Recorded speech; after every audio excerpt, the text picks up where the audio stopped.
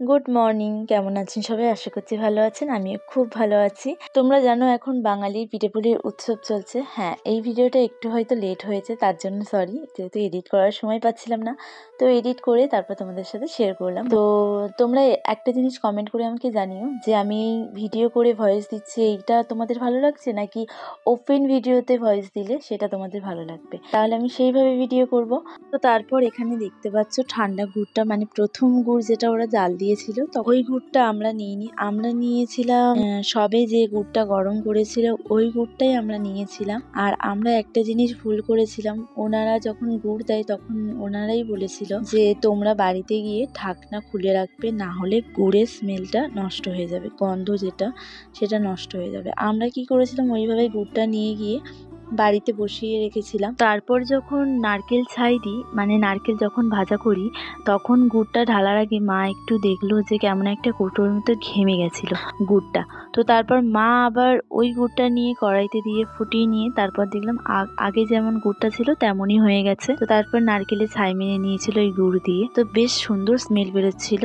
আর এখানে আমি চাল গুঁড়ো করে নিচ্ছিলাম, যেহেতু পিঠে বানাবো। আর তোমরা জানো অনেকে যে চালের গুঁড়ো সবসময় শিলে করলে বেশি ভালো হয়, আর চাল গুঁড়ি করার আগে একটুখানি রোদে রাখলে নাকি আরো একটু ভালো হয়। তো এখানে দিদি ডাল পেস্ট করে নিচ্ছিল, বেগুলির ডাল। আর পেস্ট করে নিলে অতটা আর ফাটতে হয় না, তবে মোটামুটি ফাটতে হয় যেহেতু। আর দিদি এখানে বলছিল আমার ডাল ফাটতে ফাটতে হাত পুরো ব্যথা হয়ে গেছে। তো এই যে দুধ পুলির জন্য দুধ বসিয়ে দিয়েছি আমি, আর এখানে আমি একে একে চাল গুঁড়ো করে নিয়েছিলাম। আর দিদির ডালটা তো হয়ে এসছে। তো ঠাকুমা যখন ডালটা হয়ে আসে তখনই বলছিল যে জলে ফেলে দেখতে, যদি ফুলে ওঠে তাহলে আর বেশি ফাটতে লাগবে না ডালটা। তো আমি আর দিদি এখানে দেখছিলাম মগে করে জল নিয়ে যে ডাল, মানে ডালের যে এটা ফুলে ওঠে কিনা সেটা দেখছিলাম। এখানে ডাল পেস্টটা হয়ে গেছে, যেহেতু জলে দিলেই ফুলে উঠছে। তো দ্বিতীয়বার আরও একবার দেখলাম যদি ফুলে ওঠে তো হয়ে যাবে, তো হয়েই গেছে। তারপর এখানে আমরা নিয়েছিলাম এটা কলার ডাঁটি, যেটা সরু চাকলি বানানোর জন্য খুব মানে কাজে লাগবে আর কি।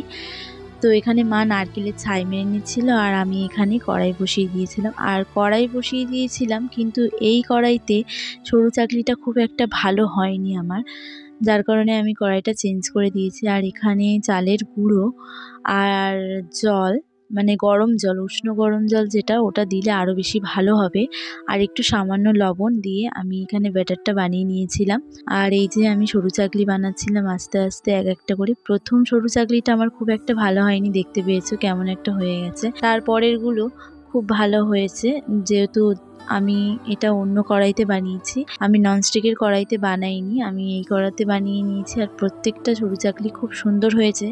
এমনকি পাটিসাপটা করতে গিয়ে আমার পাটিসাপটাগুলো প্রথম দিকে ভেঙে গেছিলো, তারপর আমি পাটিসাপটাগুলো করেছিলাম। আর এখানে আমি একটু চিনি সিরাপ করে নিচ্ছিলাম, তাতে দিয়েছিলাম জল, চিনি আর একটু এলাচ।